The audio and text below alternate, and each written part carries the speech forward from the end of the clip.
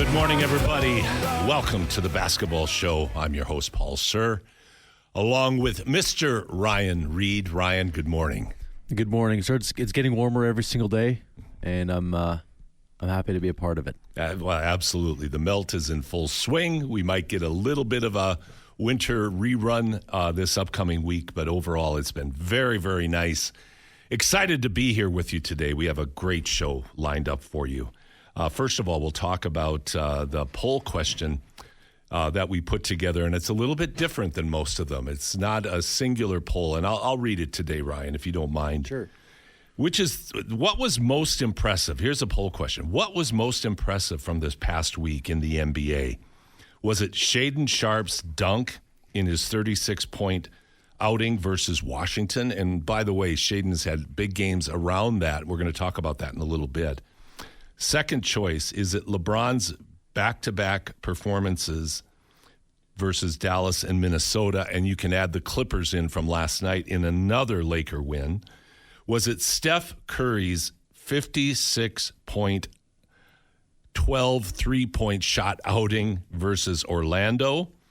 Or was it Detroit's 8-game winning streak, including a 20-point shellacking of the defending NBA champion Boston Celtics? Now, Detroit's winning streak came to an end last night at the hands of Nikola Jokic and Denver, but 8-game winning streak.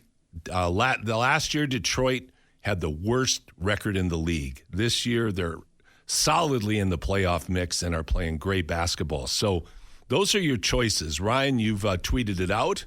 Yep, it's out on Basketball_Show. Vote right now, or you can also text your thoughts into us at 833-401-1440, and we will share the best ones. Absolutely. We welcome your text questions. So if you've got text questions, observations, what you think's happening, send us your thoughts, send us your questions. We look forward to them. So we've got a great show lined up. Like I said, today we've got at 10:20, we're going to talk about local basketball on our Community Champions segment with Reagan Wood. Now, I started coaching Reagan when he was in 5th grade, and Reagan had a great career as both a football and a high school basketball player. Worked alongside me at Basketball Alberta for many, many years, and was also my assistant coach at Concordia until he took the reins on the Concordia program and had a great run. He just retired from Concordia after 16 or 17 seasons. I forget which. We're going to talk about the ACAC. And, Brian, you're going to chip in as well because you've got some direct family connections to the ACAC. But we're going to talk about the Alberta Colleges Athletic Conference, which I don't believe gets nearly enough attention for the quality of ball that you have right in your community. Then our second segment, we're going to have Kacie Bosch. Kacie is the fourth, oftentimes called the Energizer Bunny, the Mighty Mouse, just brings so much energy to the Canada Basketball Women's 3x3 team. Of course, that's the team of Michelle and Catherine Plouffe, Paige Crozen, and Kacie, who had an outstanding post-secondary career at both Gonzaga and the University of Lethbridge. And Kacie's going to join us and talk 3x3 with us. And then at the top of the hour, I have an old friend, Kevin Lehman, who is NCAA broadcaster, works primarily in the Midwest in the Missouri Valley Conference, but Kevin has a broad knowledge of college basketball. We're going to do a tune-up on men's March Madness, which will really start kicking in after next weekend with conference play, with Selection Sunday, I believe, on the 15th or 16th, whatever that Sunday is.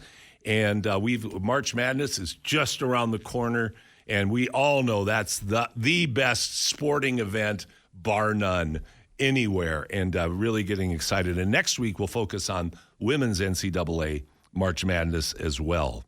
So let's go to three from deep. First of all, anybody that's been watching the NBA has been, of course, intrigued by the trades that took place with Luka Doncic inexplicably going to the Los Angeles Lakers for what most people feel is very little going back to the Mavericks. So what's happened with the Lakers since then? Well, I'd have to say Christmas either came late or came early to L.A. because, my goodness, have they been on a roll? And this is with Luka taking a bit of time, being a bit more inconsistent, a bit more up and down. But what has, I think, stood out are two things, Ryan. Like, number one, Luka is a great basketball player, and he can beat you in so many ways.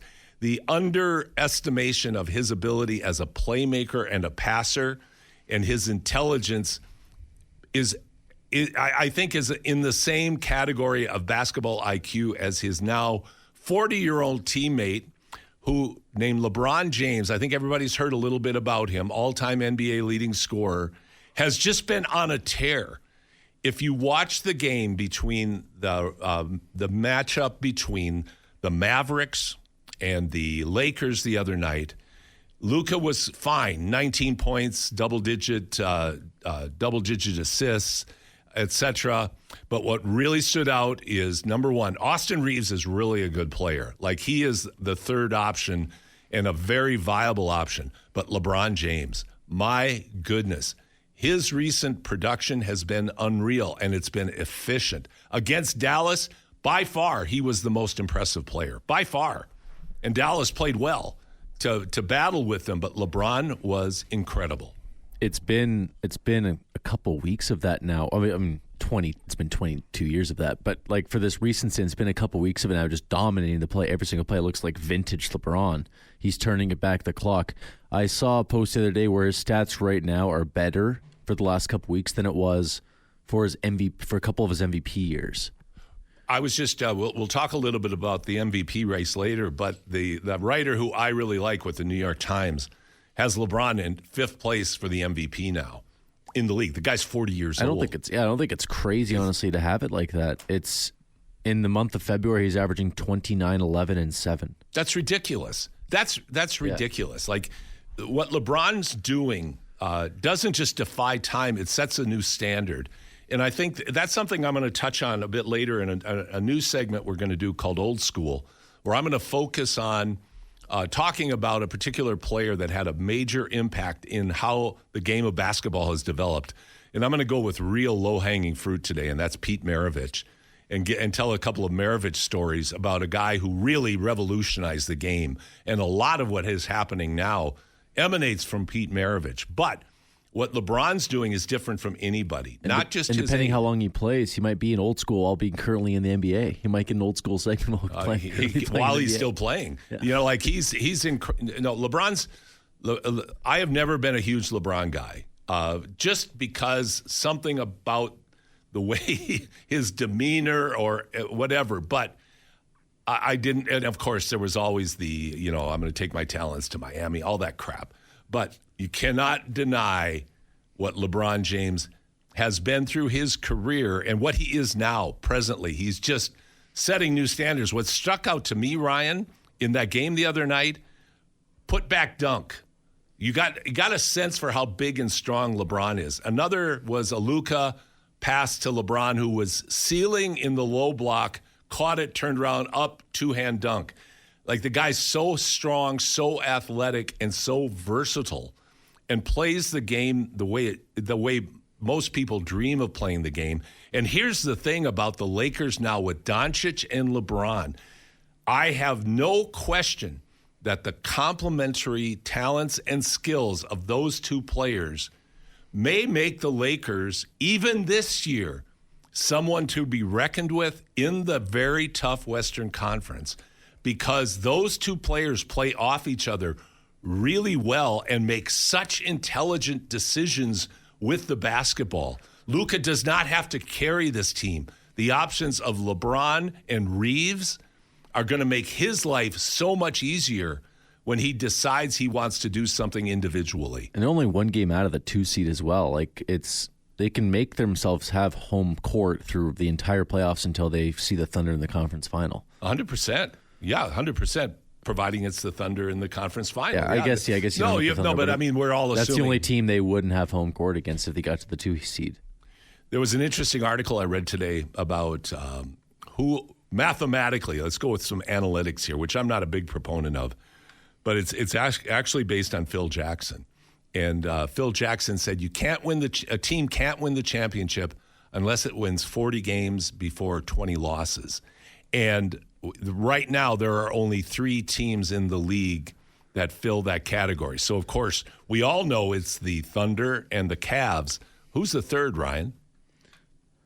I imagine it's the Celtics. Yes. Yeah. Yeah. So you've got... Yeah, they're 42-18, so they got 40 before they lost 20. Yeah. So you've got the team. Now, but the math is interesting because even in baseball, I've seen over the years, like teams will get off to torrid starts in baseball, but it tends to carry through into the playoffs. So you can't underestimate how well, for instance, the Thunder, the Cavs, how well they have played and how that could influence the playoffs.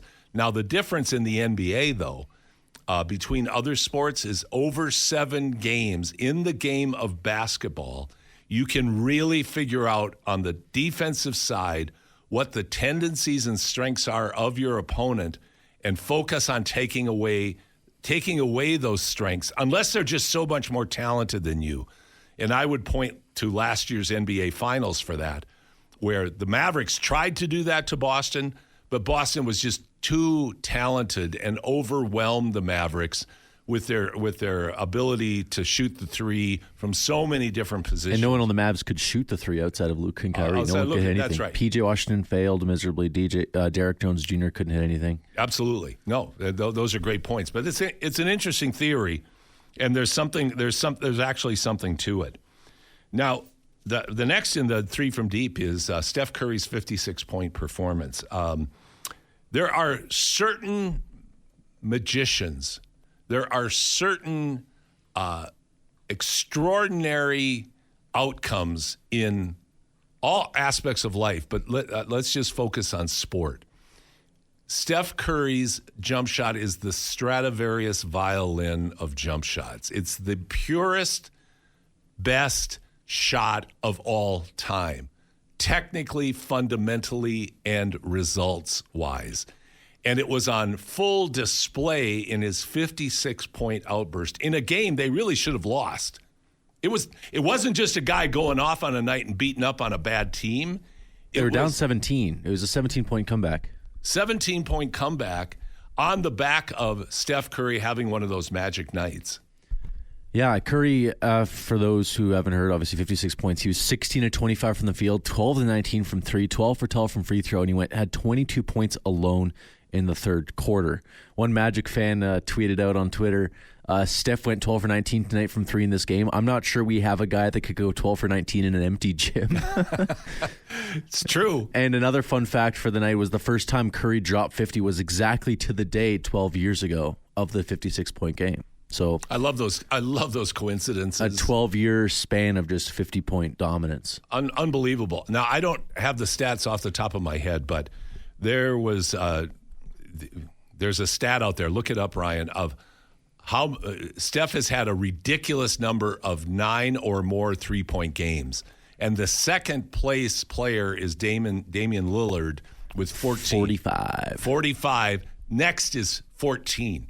For Lillard. Like, that's unbelievable. Like, just 45. levels. And Damian Lillard is probably a top 3 or 4 shooter of all time, too, right? So 100%. It's ridiculous. It's just incredible. What I love at 36 years of age, again, another player who, as his body is changing, is keeping himself in top shape, keeping his skill level up so high. And by the way, something else that you might want to YouTube is the pregame shooting exhibition that Curry put on in Orlando was ridiculous.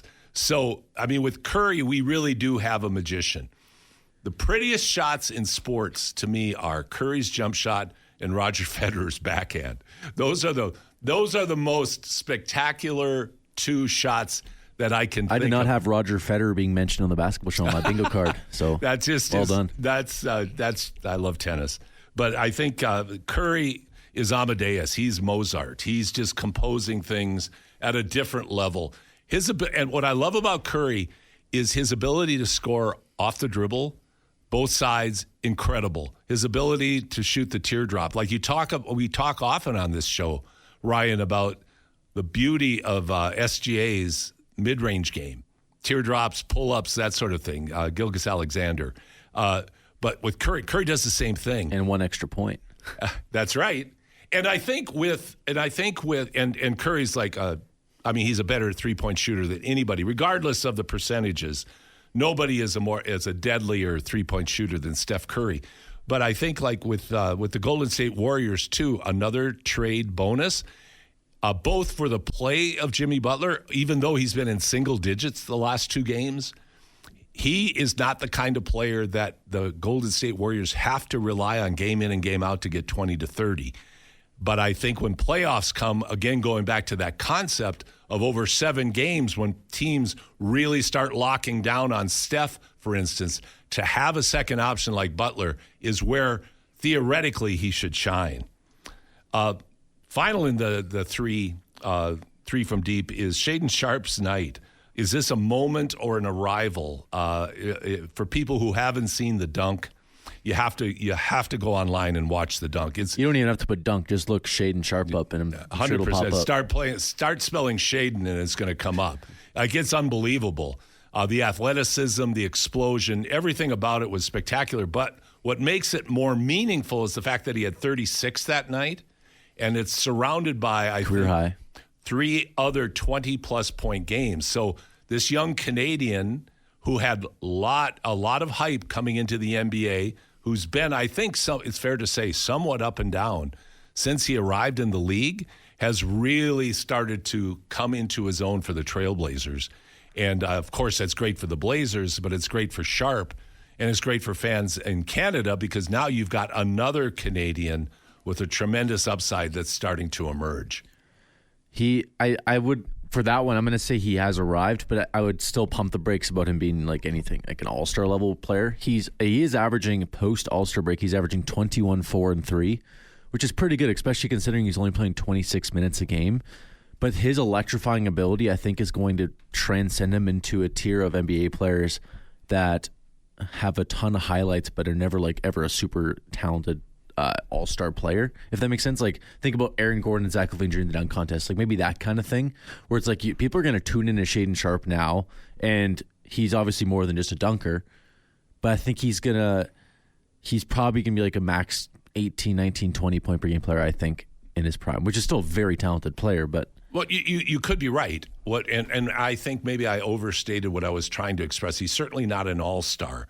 But what it seems to be is he's starting to figure things out and starting to be able to be more consistently productive. Yeah. I was just saying, I don't think he'll ever be an all-star in general, and that's my take. But I'm hoping. I hope he's an all-star for the Canadian pride thing. But. I'm 50-50 on it, and taking even the fact that he's from Canada out of the equation, he could be a really good player. So to me, his ceiling is so high.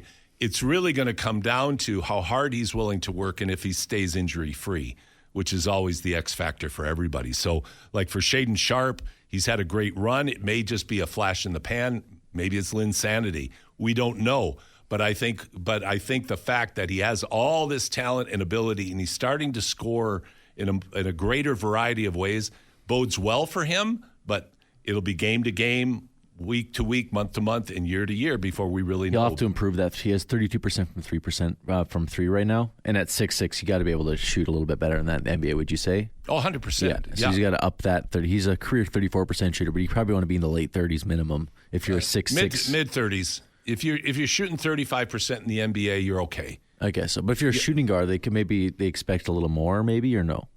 Well, look up Curry's percentage this year. I think it's high 30s. 35 would be great. 32's it is too low. Curry's 39.6. Okay, so he's right at 40, which is unreal given all the attention he gets, which makes him even greater. And he shoots 11 and 8. 11 3-pointers a night and shoots 40%. Hits 40. That's pretty good. But it's great to see another Canadian having some moments right now that add to another arrow in the quiver of promising Canadian players in the NBA. So let's take a break right now. After we come back, we'll bring in Reagan Wood, and we'll talk about the Alberta Colleges Athletic Conference playoffs that are taking place right now at Briarcrest College in beautiful Saskatchewan. So hurry, go get a cup of coffee and hurry on back, and we'll talk about college basketball in Alberta here on The Basketball Show on Sports 1440. Welcome back to the Basketball Show. Paul Sir, Ryan Reed joining you on this gray Saturday morning. I'll tell you what, Reagan, you can't get better than Barry White as your intro, can you? I don't think so. I don't know what the comeback to that is. But Reagan Wood is joining me now on the Basketball Show. As I mentioned in the introduction, Reagan and I have known each other for a long, long time. Reagan played for me, assisted with me at Concordia and with the Energy, and then had a long, outstanding career as the head coach for the Concordia Thunder. And Reagan, it's really great to have you on the show. Well, thanks for having me. Appreciate it, Paul. So we're going to talk about the ACAC playoffs right now. So before we dive into the results, Reagan, with your long experience in the ACAC, what would be the best way you could describe what the significance of the Alberta Colleges Athletic Conference is in terms of post-secondary opportunity for players? After so many years of being involved with it, you see players from all different backgrounds, walks of life, countries around the world. It's been a place where people have been able to come together and just enjoy the game of basketball, and it's seen some amazing stuff over the years, some ups and downs, all kinds of different stuff, and some unique stories. But it's just anytime that there's an opportunity created for people to play this game that we love of basketball. I mean, hey, it's awesome as always. So, Reagan, right now the ACAC has a playoff format that has settled into the teams with the best records on the men's and women's side host the playoffs, which are now a one and done. They used to be a best of three, and this year they're down at Briarcrest College. So that's a big travel day for a good portion of the province, isn't it? Yeah, I mean, it's funny. It's the Alberta Colleges Athletic Conference, and the playoffs are in Saskatchewan this year. But again, the merit-based hosting over the years is something that was hotly debated amongst the coaches. And when you saw the results over the years of when that was the chosen format, the host has usually done pretty well. And when you look at what's gone on so far, Briarcrest, the host school, have found their way to the final as the host this year. Wow. So let's talk about the men's bracket first. And maybe take me through some of the games that have stood out to you as either unexpected, let's call them upsets, or wins that you maybe didn't see coming. So maybe give us a little bit of an overview. Well, I think that's the interesting thing this year, Paul, that it's gone chalk. All the higher seeds won, and that's actually kind of rare in this tournament. But the ones beat the fours, the twos beat the threes, the ones beat the twos, and we have a final of the two number one seeds from the north with Keano, and the south there, as we mentioned before, with Briarcrest. And I guess that's a little bit more of a rare occurrence than we've seen over the years. Yes. That's what's happened.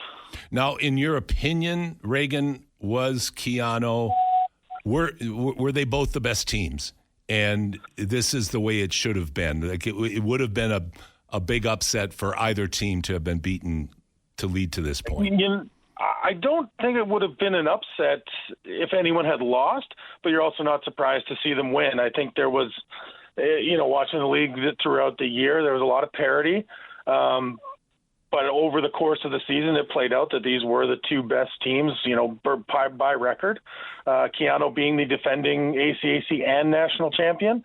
That, it's always, what did Rudy Tomjanovich say? Never count out the heart of a champion. And they've proven their ability to get back there. I mean, Coach Jeremy's done a great job building that program over the years. And Coach Shane Soden there at Briarcrest, likewise.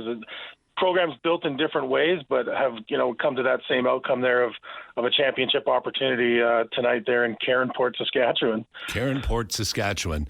Remember the bus rides there, and let's not remember the bus rides. The trauma has finally passed.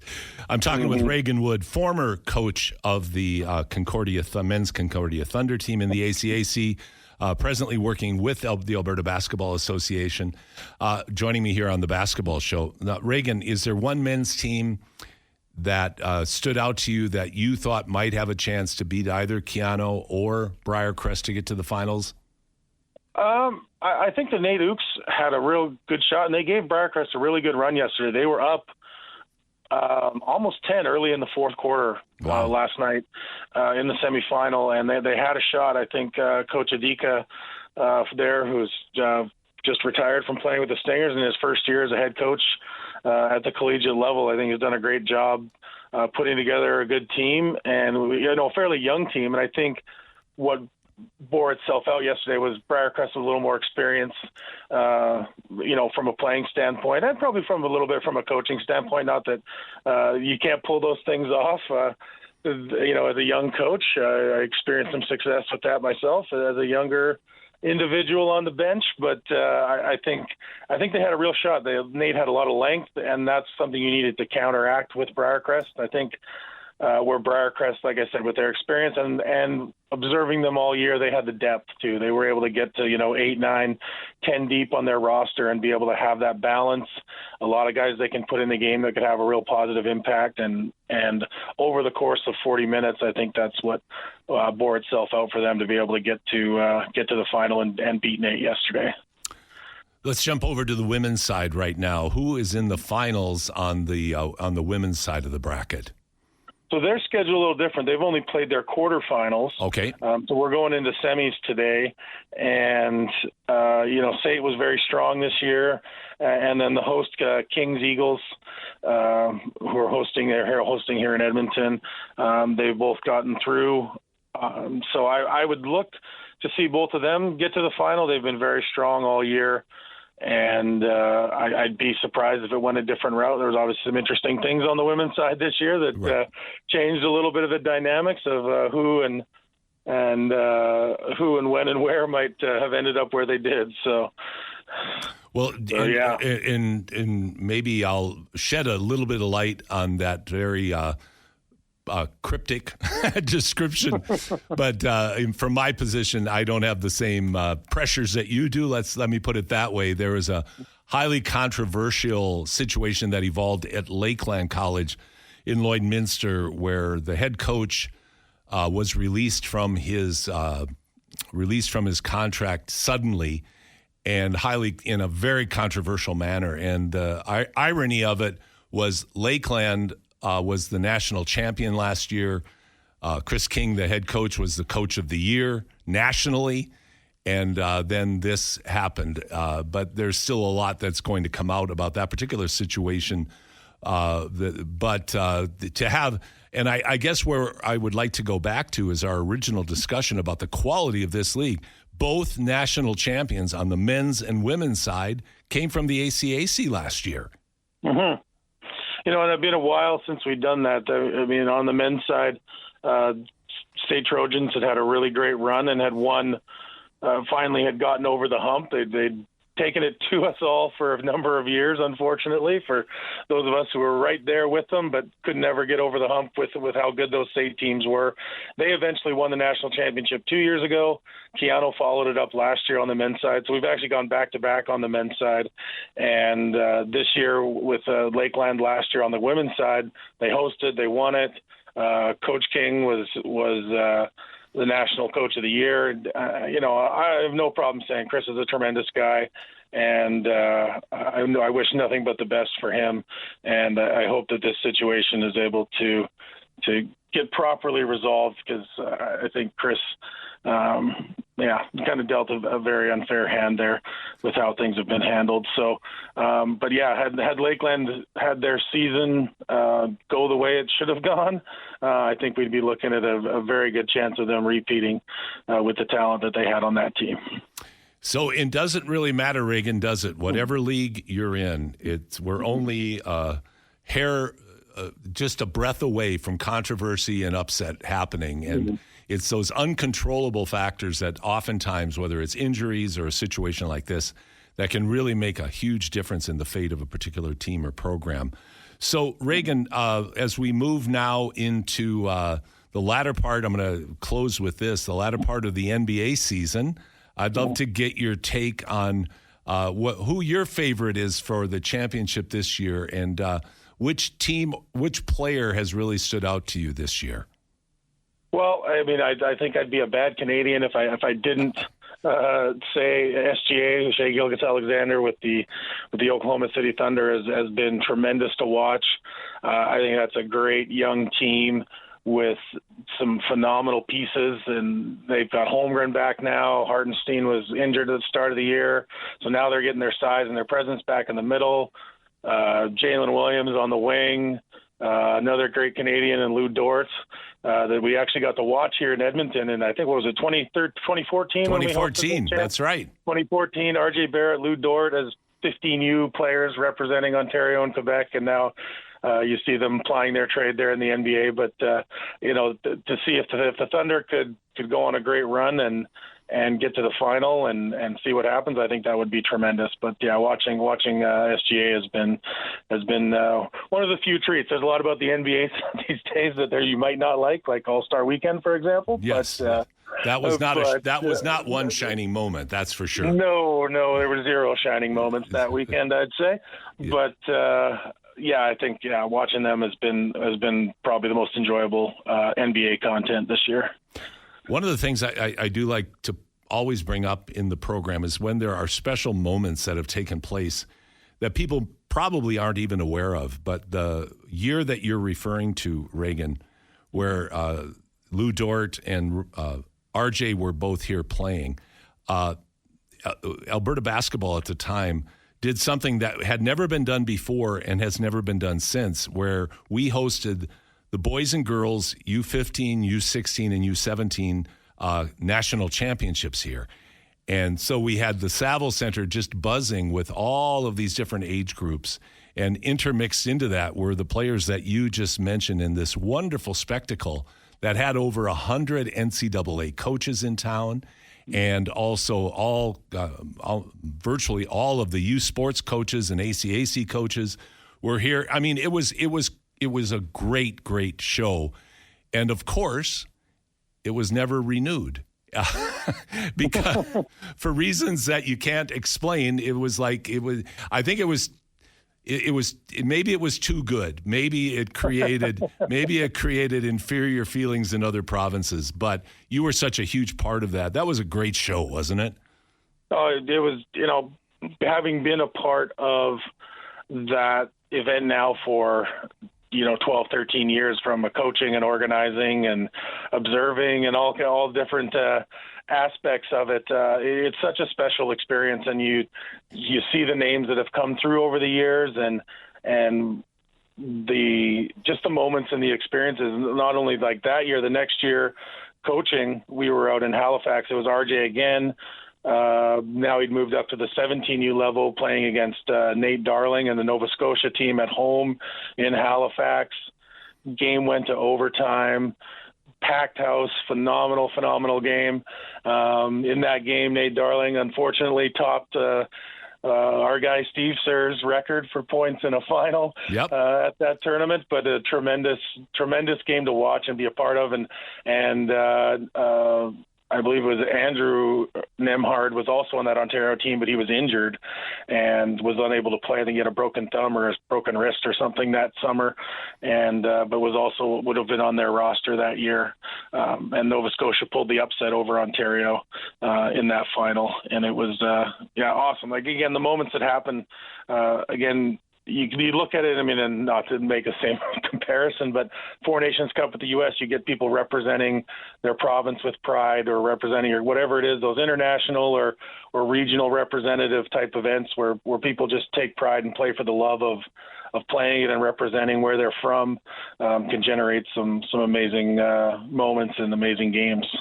No, very well put. It's a really great tournament, and over the years, there have been a lot of struggles, let's just call them that, within the communities of which players would play for the provincial teams, would take on that opportunity to represent their province.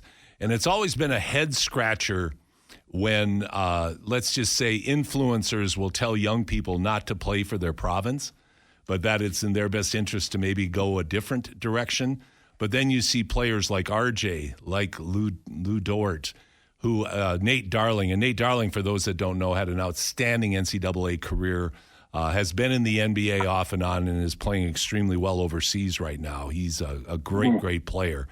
And to see players like that who did embrace it and have those special moments, and the game you're referring to with Steve's team back in 97, I think it was 97 or 98 when they won the national championship. I think there's only been one national championship in Alberta since with Jordan Baker's team. But those are just magic moments and like a mini Olympics feeling. So I'm glad you framed that for us today, Reagan. Yeah, you bet. No, it's it's the best Canadian players in most cases getting together for a week and showing what they can do. Showing what they can do with their province on their chest. So it's been great. Reagan, thanks so much for joining us this morning. It was great to talk with you. Thanks for the illumination on the ACAC. And people can go online and watch the ACAC semis and finals if they want on the ACAC website. I think it's acac.ca if I'm not mistaken. And you can I think it's an ab.ca in there. But that's right, yeah. acac.ab.ca. And there's a link on there you can watch the games. So, Reagan Wood, congratulations on a great career at Concordia. I think youth provincials are coming up for Alberta basketball middle of this month. Best of luck with that. That'll be a big undertaking down with our friends in Calgary. And thanks so much for joining us. You bet, Paul. Thank you very much for having me. Reagan Wood with us here on the Basketball Show. We're going to stay in Alberta for our next segment when we bring in Lethbridge's Kacie Bosch, joining us to talk about 3x3 and other stuff here on the Basketball Show on Sports 1440. Welcome back to the Basketball Show. Paul Sir, Ryan Reed, joining you on this Saturday morning, and I am pleased to be joined with one of the key members of the Canada Basketball Women's Olympic 3x3 team, Kacie Bosch. Kacie, thanks so much for joining us today. Thanks for having me, Paul. Oh, it is great. I'm so excited that you were able to find time in your schedule. Now, I do have to ask the question, are you up in Edmonton? No, I was just up yesterday for the Stingers and Plouffe Hoops camp, but I drove home last night. Okay.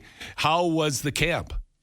It was awesome. It's so cool to go to different communities in Alberta to see how basketball is growing, and it was really awesome, too, to see the influence that Michelle and Catherine have on the young girls in that basketball scene in Edmonton. It was really awesome. Oh, and it's great to have you be a part of it. So I thank you for making the somewhat long trek up here to be a part of it and also be an influence on girls. But you cannot measure what mentoring from people like Michelle, Catherine, and yourself mean to these young women, and the inspiration you provide by what you're doing and what you've done with your careers, but also helping them understand what it takes to not just be a better basketball player, but also be a better teammate. Would you say that's a fair summary? Yeah, absolutely. And it's so cool because it feels only like 5, maybe 10 years ago. Obviously, it's way longer that I was in their shoes, all those little girls at camp. Not much. You're but still really young. It is really cool. It's cool to see basketball from their point of view again. So, Kacie, let's talk about your career. You played your high school basketball in Lethbridge, correct? Yes. And then journeyed down to Gonzaga. Talk about the experience you had at Gonzaga and what your reasoning was of why you decided to come and play the balance of your career at the University of Lethbridge.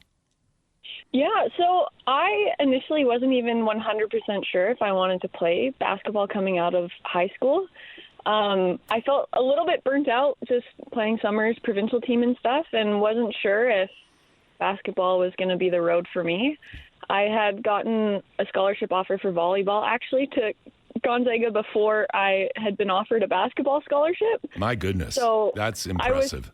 That's I very was cool. trying to decide what I was going to do, and I wasn't sure, and then I went down the basketball road, which I'm really glad I did. But yeah, I was a young kid when I left. I was 17. I had a late birthday, so I was just a little tiny tyke going down and living on my own for the first time. And I think for me, I find a lot of happiness with balance. I love to be able to pour things into different cups. And being 17, living away from home for the first time and playing for a top 25 Division I institution, I wasn't able to find that balance for myself. I felt like it was basketball, basketball, basketball, and nothing else. And for me and for my personality, like I need to be able to see my family and my friends and a lot of other reasoning too. But it just wasn't the place where I was going to be happiest mentally, emotionally, physically even. And so I spent my freshman and my sophomore year there, and then decided to transfer back to the University of Lethbridge to be closer to home, to have a little bit better basketball rest of life balance.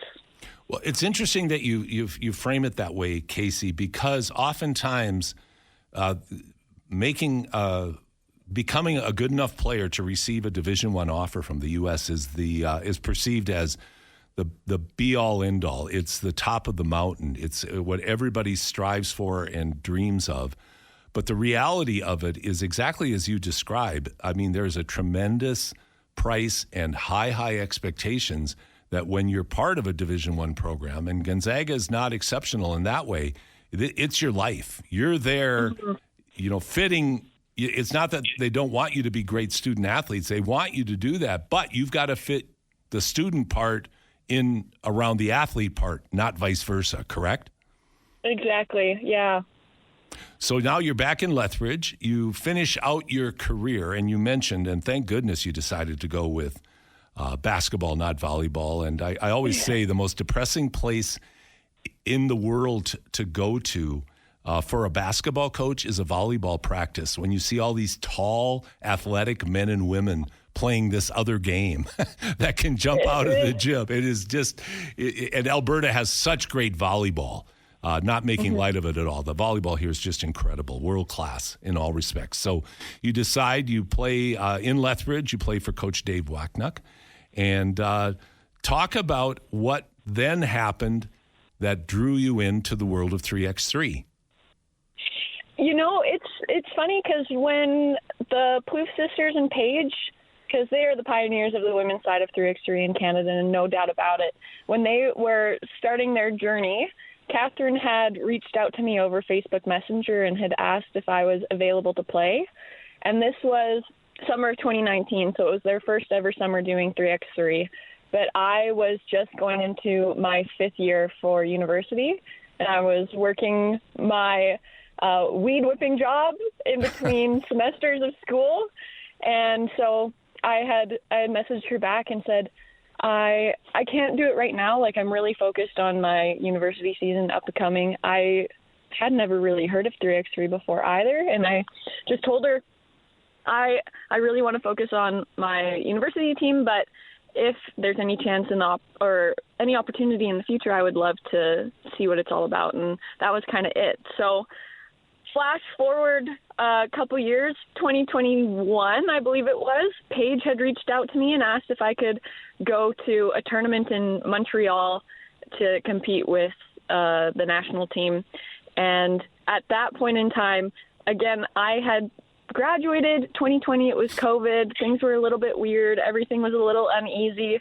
I was supposed to be moving to New Zealand. I had booked my flights, everything like that. And then I told her, I was unable to do it because for those reasons. And then my flights got canceled to New Zealand. I never ended up moving there.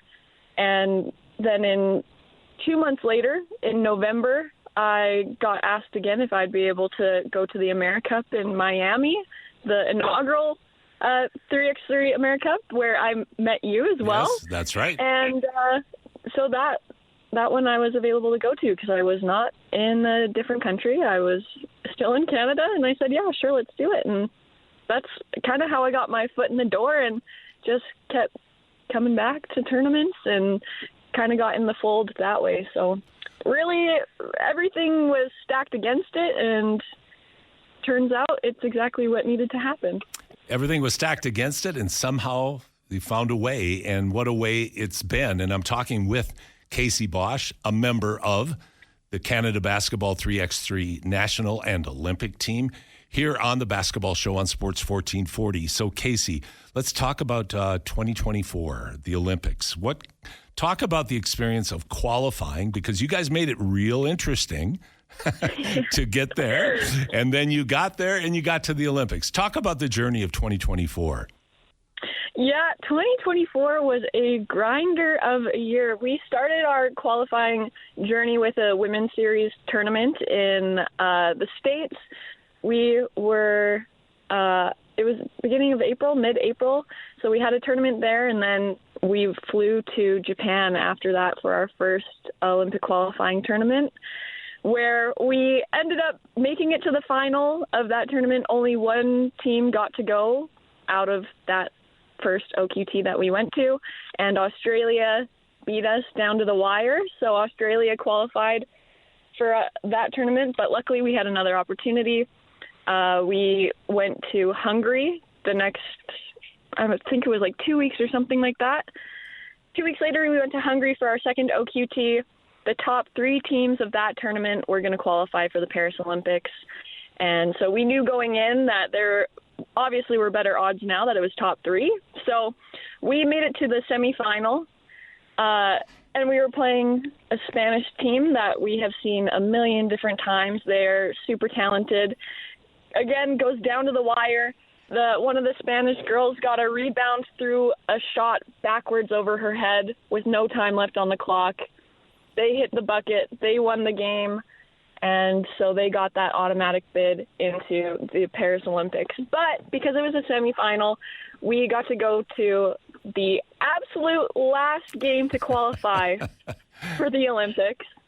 Only one team left that could get in there, and we were playing the host team, Hungary, in Hungary. Yeah, you guys made it tough. And by the way, no one in their wildest dreams. There are always those shots that you just never imagined could happen, that you can't make them up. And that the last shot that the Spanish lady made was certainly one of those shots. So, sorry for interrupting. Please continue. Yeah, so after that shot, you're in a bit of shock, because it's like, okay, well, we were just right there. They made this crazy shot. They get to go, okay, let's refocus. Let's play this Hungarian team. We have to win this. If we lose, we don't get to go. If we win, we're into the Olympics. This is do or die. So we went in. We ended up winning pretty easily, because we just went in and played with joy and had fun with each other and tried to take all the pressure off. So we qualified as the very last team to get in.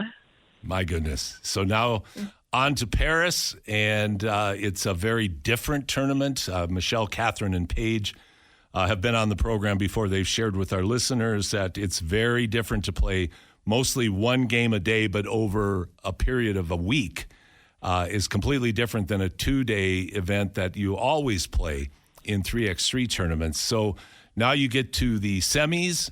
So take us through the semis and finals, as painful I know as this is. Yeah. Well, we were going into the tournament, and we knew that we were a strong team. We were expecting ourselves to get on the podium. I think a lot of people who know 3x3 had that expectation of us as well. So when we went into the semifinal, we were playing the German national team, who had one girl that we hadn't really ever played before. They kind of threw her in a couple weeks before they announced their rosters. And so it was a German team that was a little bit different than we had normally played, but again, some of the same pieces that you see on the women's series all the time. And that one came down to the wire too. Last second shot, it goes in. Germany gets to go to the gold medal game. And again, we are playing for third place, but this one felt like there was a little bit more pressure than the OQT where we had played the Hungarian team, because we were seeing a U.S. basketball team, which they're always so tough, they're always so talented, they're always so well coached, and they put a lot of time into their scouts, things like that. So we had a little bit of time again to regroup and to watch some film back to see what we needed to do, adjustments we needed to make. And unfortunately, the last 2 minutes of a 3x3 game can really make or break a team. And those are the last 2 minutes of a 3x3 game, the second game of a day. It's just so tough mentally, physically to keep going and to play at the highest possible level. And it just wasn't our game, and the U.S. took the bronze medal. To be, as you're describing it again, I'm reliving the heartbreak that I felt for you and your teammates, because knowing all of you as the outstanding people that you are and the outstanding players that you are and the work and time and effort you put into it, Kacie, but you represented your team, your province, your country just with such class as you all always do. And now I've only got about 30 seconds, but tell us about the upcoming tournament that you and your teammates will be playing in. It's coming up very soon. Yeah, we get to go to Thailand for the first ever 3x3 Champions Cup, where all of the cup winners from around the world, Euro Cup, Afro Cup, Asia Cup, America Cup, and then the top, and the Olympic winners, Germany will be there, as well as the top two federations. We're all going to compete in an 8-team tournament to see who the top dog really is. That's exciting. Well, best of luck with that, Kacie. And we'll try to talk. I'm going to try to get the whole team on as the season unfolds, because we're going to be building up, of course, to our big event at West Edmonton Mall, July 31st to August 3rd, in our Hoop City FIBA 3x3 Classic. And so I'll look forward to talking to you before then. But best of luck in Thailand. Safe travels. And thanks so much for spending time with us today, Kacie. Yeah, thanks for having me, Paul. Can't wait to see you. Likewise. Kacie Bosch, one of the great people I talk about this a lot, but there's so many great people that you encounter in the sport of basketball. And this team of women they're just packed with character, packed with talent, just packed with personality. And Kacie certainly adds so much of all of those things and so much more to this team. We're going to take a break right now. When we come back, it's time to talk madness. We're going to bring in Kevin Lehman from the Missouri Valley Conference, expert on NCAA men's basketball down in the States, as we get ready for the most wonderful time of the year here on Sports 1440.